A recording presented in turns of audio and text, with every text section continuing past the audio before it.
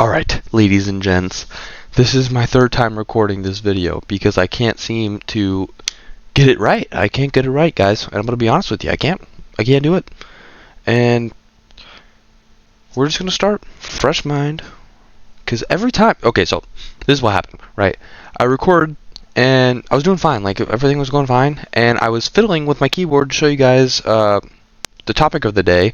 I won't spoil yet, but yeah, I've ended the recording on that section twice. 2 times in a row. But we're doing it good this time. We're going to do it good this time. We're not going to hit stop record. We're just going to keep recording. So we're going to kind of speed through this because I've already done this twice. So today's topic, as you've seen from the title, is comfortability. And what do you think is comfortability, you may ask? Basically, you have your mouse and your keyboard, right? How comfortable can you press these buttons? How comfortable can you recognize these clicks when they click? How comfortable can you grip your mouse and keyboard?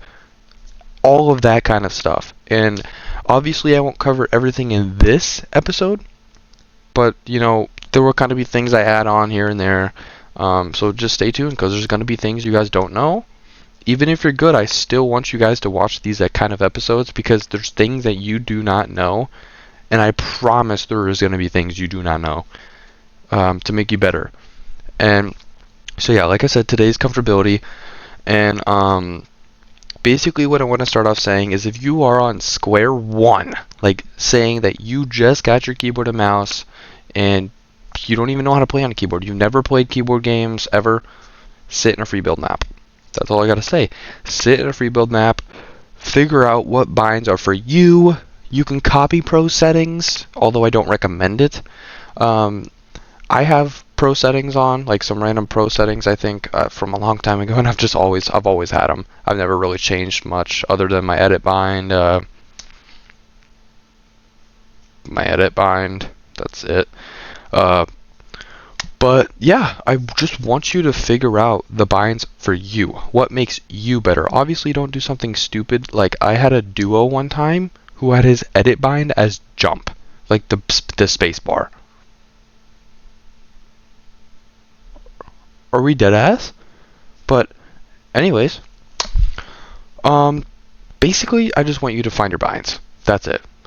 Step 2, I want you to mess with your settings and your sensitivities, your graphic settings, your colorblind settings, your sensitivity, everything. I want you to mess with everything until it feels almost second nature, until it feels normal, and you'll know when it feels normal. I don't want you to go on TikTok. This is the one thing you cannot copy. You cannot copy other people's sensitivities. That's just not how it works. You can be in the range, like be like, okay, the pro players are playing around 9 to 8% sensitivity with 800 DPI. Okay, I will play around 10 highest, 7 lowest, and kind of bounce between to see which one is for me.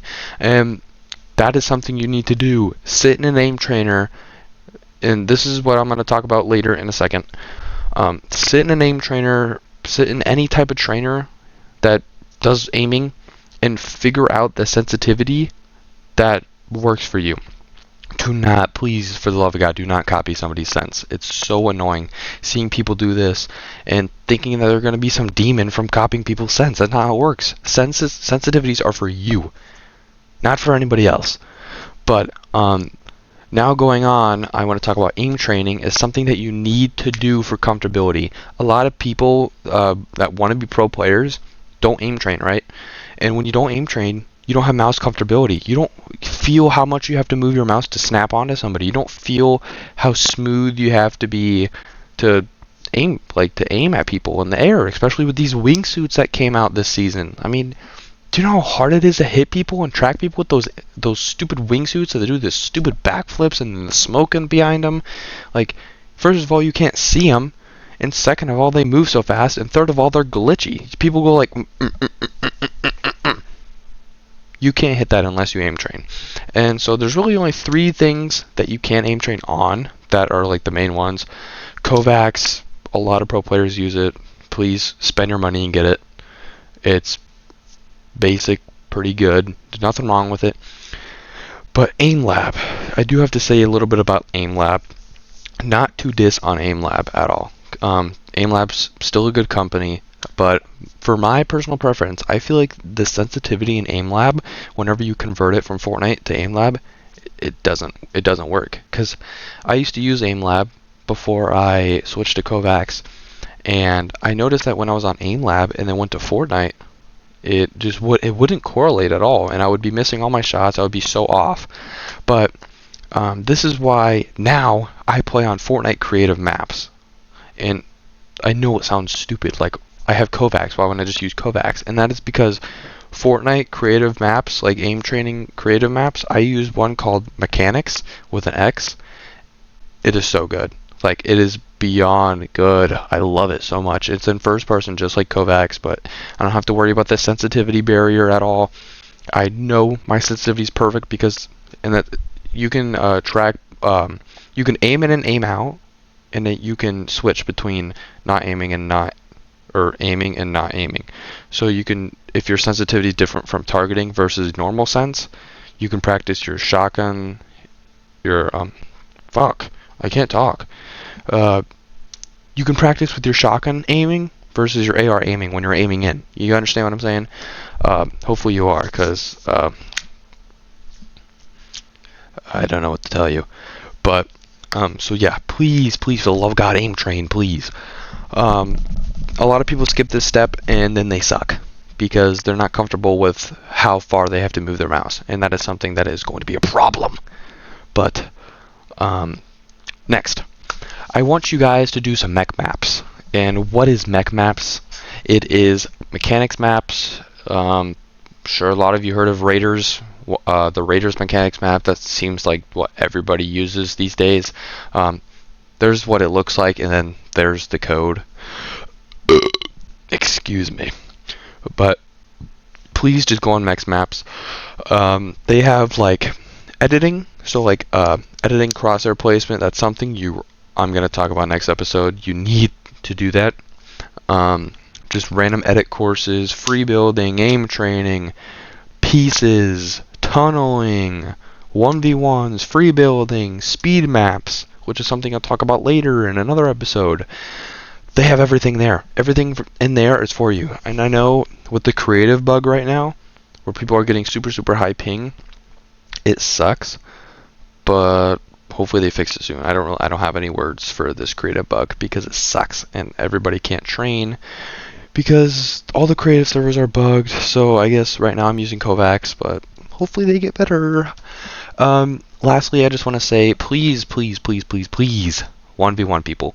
And I know it sucks. It's stupid getting shit on every time you get on, and adding people on Discord, inviting them and getting shit on. But you have to understand that 1v1 players that are better than you is so beneficial. You will get so much better in a day. In a day's worth, you will see a difference between the beginning of the day to the end of the day. I promise. And that is something that a lot of people skip out because they hate losing. And that's understandable. I mean, I spent the first 2 years of Fortnite not 1v1ing people because I hated losing. And that's a barrier that you need to overcome because 1v1s are so beneficial. You get so many reps, and so many different people that have different play styles. I mean, in normal games, you're getting a fight maybe every 1 to 5 minutes. That's not good. You're constantly in a fight in 1v1s and realistics and box fights. Like, you need to 1v1 people. And I love realistics and I love 1v1s. Although 1v1s, if they're infamats, like infinite mats, tend to be overbuilders. So I would recommend realistics. 1v1 realistics, and then there's a 2v1 clutch map once you get better. That helps a lot with fighting and confidence. But yeah, that's really all I have to say about comfortability, guys. I really need you to take this step slow. Please take it slow. And I don't want you to move on to this next episode until you know you're comfortable.